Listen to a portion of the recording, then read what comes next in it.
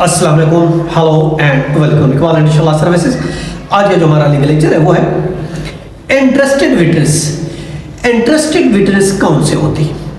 जिनके interested witness वो गवाह होते हैं जिनका डायरेक्ट मफाद उस केस से वाबस्ता हो, यानी उस केस के जीतने पर या उस केस के हारने पर अगर किसी शख्स का कोई मफाद, कोई बेनिफिट वाबस्ता होता है तो ऐसे गवाह को, और वो बतौर गवाह अदालत में आता है, उस केस में आता है, तो ऐसे गवाह को इंटरेस्टेड विटनेस कहा जाता है। सिविल केसेस में वो गवाह होता है जो केस में पार्टी होता है, जो करीबी रिश्तेदार हो। कोई केस में अगर कोई पार्टी है, अब पार्टी का कोई खास रिश्तेदार है, उसका एक तो रिश्तेदार हुआ, दूसरा कोई उसका माली मफाद उस प्रॉपर्टी से वाबस्ता हो, या माली मफाद जो केस में पार्टी है उससे वाबस्ता हो, उसको कहा जाता है इंटरेस्टेड विटनेस। अगर हम क्रिमिनल केस की बात करते हैं, क्रिमिनल केस में जैसे जो कंप्लेनेंट है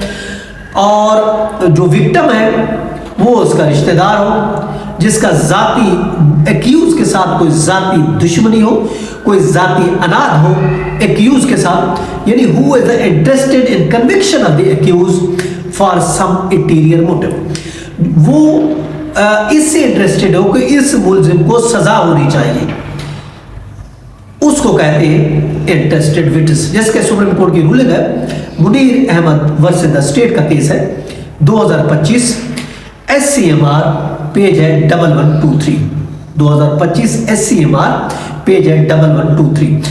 और इसके अलावा दूसरा केस है 2023 SCMR पेज है 795, जो कि रिपोर्टेड है इमरान वर्सेस द स्टेट का।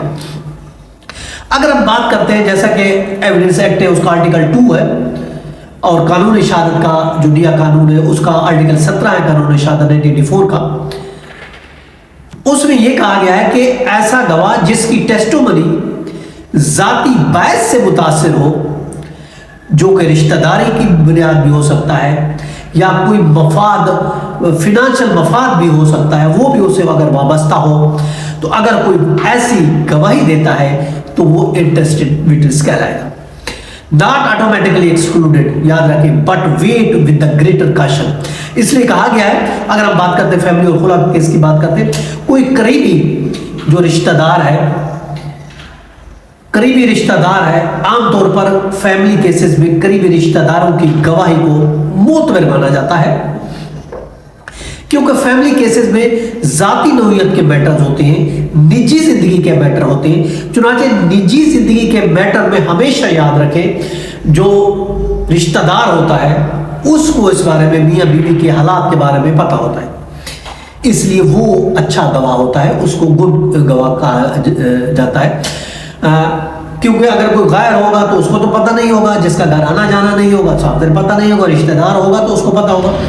इस्लामिक लॉ की अगर हम बात करते हैं, इस्लामिक लॉ में गवाह के लिए कहा गया कि वो हाई मॉरल होना चाहिए, एक आदिल होना चाहिए, और ऐसे गवाह को डिस्करेज किया जाता है जिसका ताल्लुक पार्टी से हो, यानी जो जिसका ताल्लुक वफाद से हो, रिश्तेदारी से। मफाद और रिश्तेदारी अगर करती है तो ऐसे गवाह को इस्लामिक लॉ में डिस्करेज किया जाता है। जैसे कि सूरत बकरा है, चैप्टर 2 है और आयत उसकी है 282, उसमें कहा गया है कि आप जो गवाह देते हैं वो फेयरनेस की गवाह दे, ट्रुथफुलनेस की गवाही दे और हार्म से बचे।